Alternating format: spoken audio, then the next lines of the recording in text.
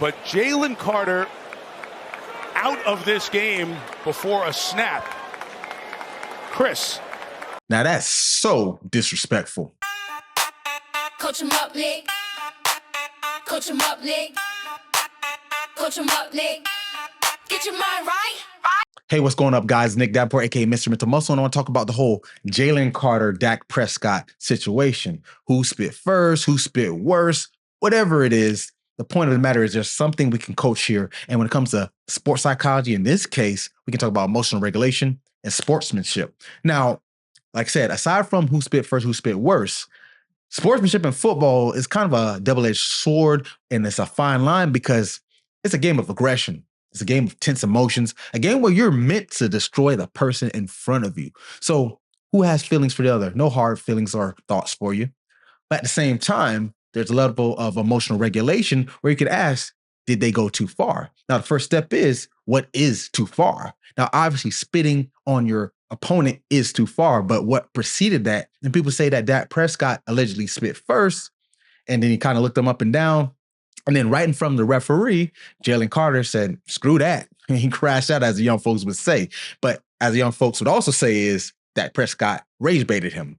But when we talk about emotional regulation, what does that truly mean? It doesn't just mean being calm, zen, woosah. It's meaning taking in that information, processing it, not being impulsive and quick to react versus responding and doing what you probably shouldn't do, which ends in suspension and being ejected from the game and probably some fines. And you don't want to lose any money, right?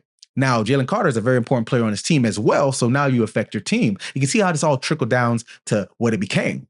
Now, when we talk about how to coach this up, in sports psychology, you want to be able to have different plans, and I'll shout out to my director of applied psychology, Jalen Kalinowski, who has a response plan that she uses with her clients, and I'm actually going to borrow that, where you have a plan of action of what to do when things don't go your way. Now, no one's expecting to get spat on, but if things go in a way where it's disrespectful and you know this is something you won't stand for, what is your checkpoints? Think of it like a fire drill, right? You don't want people just standing around, looking around where to go. There's like a parking lot or a building. We know this is a designated area based off where we're at in the building. Have that same kind of mentality and approach when you're in a position like this. Now, obviously, this got even more publicity simply because it's the NFL. It's the beginning of the season. It happened at the very start of the game, and it was right in front of the ref. So that goes back to the sportsmanship. What's too much? In a sport where mamas are used, wives, they can call you everything but a child of God. They can get very aggressive, can get sexual. They can say some things that really hit home.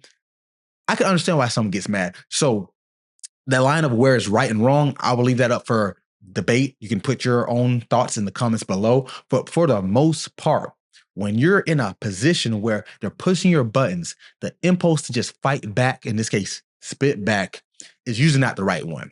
When we talk about cognitive lobe theory, the more we're going through our head, the more we're trying to make sense of it, the more we're trying to do this or do that, the easier it is to fall to the emotion. So emotional regulation is also partially how do we process the thoughts and the emotion? Because in that fight or flight, when we just want to go, our frontal lobe, which controls all the rationalization and thought, kind of gets overridden and goes to survive. In this case, survive is not life or death, but it's, oh, you're not going to punk me.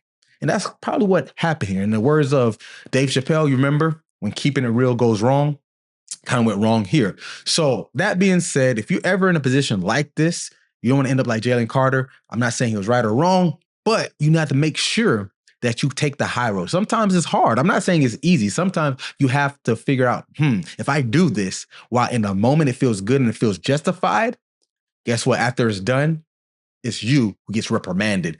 And is it really worth it in the end? Because all the people see is how you got put in your place and not the wire of hurt that you might have felt. So emotions are not an easy thing. They're not right or wrong. They're just what is, and perception's a big part of that. So hopefully Jalen can come out of this okay. He can get back in the game sooner than later. And that's my thoughts on it. And hopefully that coached you up.